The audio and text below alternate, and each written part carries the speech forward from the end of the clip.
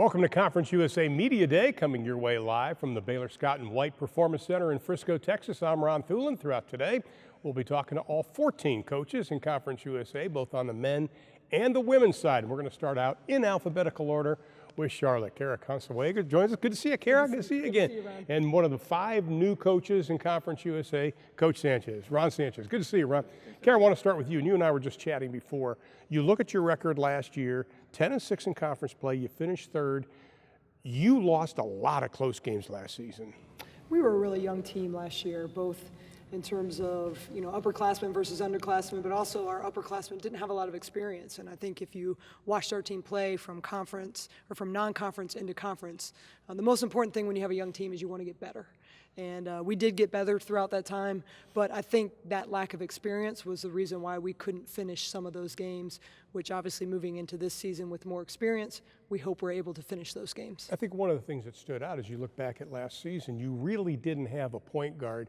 You'll have 3 point guards this year. How does that change things? Well, we did have a point guard. We had a great point guard, Elia Raventos, but we put so much on her and that she was required to do everything. She handled the ball. She had to score.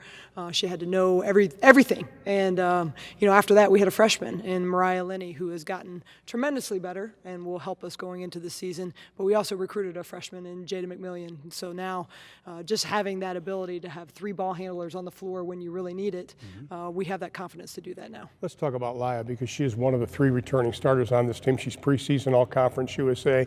You look at her numbers, impressive, and she also goes to the free throw line a lot. Tell us what you have challenged her to do this season to up her game. Well, Laya makes us go. I mean, she's the head of the beast by far, and she averaged almost 15 points. She led the league in assists. She led the league in steals. And so when you look at what she's done, it's hard to say, hey, where can you be better? I think for her, just improving her assist-to-turnover ratio a little bit. I mean, again, she was playing 36 minutes a game for us and required to do everything. She was denied a lot. She was double-teamed a lot. And so I think just with us having more around her is going to really be able to help her ability to be a little bit more efficient. You talk about efficiency, and Coach, I haven't forgotten about you, Coach Sanchez. Don't worry, all right? Turnovers, you mentioned that. That was maybe one of the things that stood out last season when you break down the stats. Has that been a point of emphasis this year? I think we've been able to just clean that up based on our personnel. Again, some of that was Laya having to handle the ball so much and not having a whole lot behind her. Inexperience for us. We do play at a faster tempo generally, so we are going to have some more turnovers, I think, than other teams. But going into this season, I just feel a lot better about our guard play. I mean, we are 8 deep in the guard, and all 8 of those kids can play for us and handle the ball. So I think naturally some of that will just get cleaned up by our personnel. One final question before we go to the men's side. You look at Conference USA Women this year. There's obviously teams that people are focusing on, UAB being one, for instance. Randy Norton's done a great job there. This is a more competitive conference, I think, than people give it credit for. Is that a fair statement? That is an absolutely fair statement and something we need to repeat to everybody out there. Conference USA women's basketball is way better than you think, top to bottom. Teams have continually improved. Teams that have traditionally been good in Middle Tennessee and Western Kentucky continue to be good. And then teams at the bottom are continuing to get better. And so we've got to get the word out about Conference USA women's basketball because it's definitely one of the best leagues I've been a part of. You saw the preseason predictions, obviously UAB, Rice, and also Middle Tennessee in there, Western Kentucky. It's going to be a very competitive year. Now let's turn our attention to the men's side. One of 5 new coaches in Conference USA this year, Ron Sanchez. First of all, welcome to the conference, my friend. Thank you, Mike. Excited to be here. Okay, you have been an assistant with one of my good friends for a long time, Tony Bennett. Very successful at not only Washington State, but obviously the success he's had at Virginia. I look at the way Tony plays. It works. Not the bells and whistles, but it works. Are you going to adopt the same style? Yeah, I mean, that's the basketball school that I come from, and I think that's the reason why I was hired. If I'm trying to implement something different, then I'm probably not going to produce what the administration hired me, to do. One of the quotes I got from you, it says, when it comes to on the floor, some of the things I would like to do, we might not be able to do. Are you getting more of a sense of what you're able to do now as a team? I am.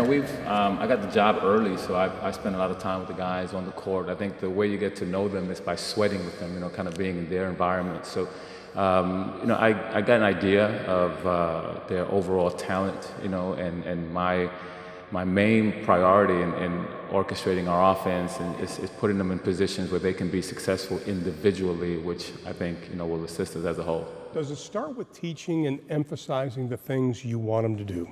Definitely. We have a plan, and in order for us to, succeed, we have to teach the same things every single day and emphasize that they do it every single day, every possession, every practice. And, at first it started with just trying to have 2 good practices in a row and then try to, carry it on from there. That's pretty much where we are right now. Well, you obviously value the same things as Tony Bennett does, not only on the court, but in the locker room. Also, what is the number one thing that you think stands out as far as Tony Bennett that you want to emulate? Selflessness. I think, the teams that we've had have put their individual agenda aside and they completely bought in to the unit, and they didn't really care about individual accolades. They just cared more about the success of the group. And even through that, a lot of individual players were able to raise their kind of their status per se, and had opportunities to get drafted and have pretty good professional careers. Now, do you have to convince them to stay in the flow of a half-court offense? Because obviously high school, the AAU, you're not used to that. Do you have to convince them? You do, because but my thing is I want players to play to their talents. They'll have opportunities to break out and do their own things, as long as you're playing within what you are, capable of doing. The things change when guys, think that they are one thing and they are something else. If a guy's a great shooter, of course you want him to shoot. If a guy's a great rebounder, I want him to rebound. But when you're a great rebounder wants to be the 3-point shooter, then that's when you kind of lose your identity. So we got to make sure that we do understand who we are. Let's talk about players real quickly here. John Davis, obviously preseason All-Conference USA. He played 91% of the minutes last year. Is that something you want to cut down, or is he capable of playing that many minutes and keeping that productivity up? We're very thin, and John's going to have a lot on his shoulders. We have to manage him well, have to manage our team well.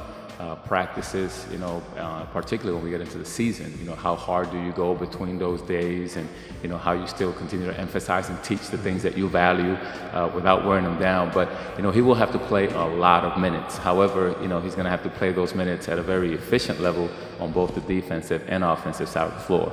So that will determine how much he plays, as how well he can do that. Oh, we just saw some highlights. Did you want him to grow off the court? In other words, film study, doing that extra step in order to be even better? No, definitely. I want him to grow off the court studying himself, but I also want him to grow off the court as a leader, and how he gets our team to play a more united brand of ball, and I do believe that he's doing a really good job of that right now. One final question, Ron, for you. Why take the job? It seems like an easy question, but why take this position when you had a great situation at Virginia? This is all I've known, from, my first job with Tony's father at Washington State to coming with Tony to Virginia. I didn't feel uncomfortable being in this. Being uncomfortable is pretty natural for me. And to be honest, I love the vision of RAD. I think he's a phenomenal leader. And when he and I sat and met, I just said to myself, I can work for this guy. And, I just kind of went with my gut. Awesome. Welcome again to the conference. Kara, you'll have time to tuck your boys in tonight. We're going to get you to the airport as quickly as possible. Thanks for having me. All right. Best of luck this season. When we come back, we'll be talking to FIU and FAU. Stay with us. Conference USA Media Day continues from Frisco right after this.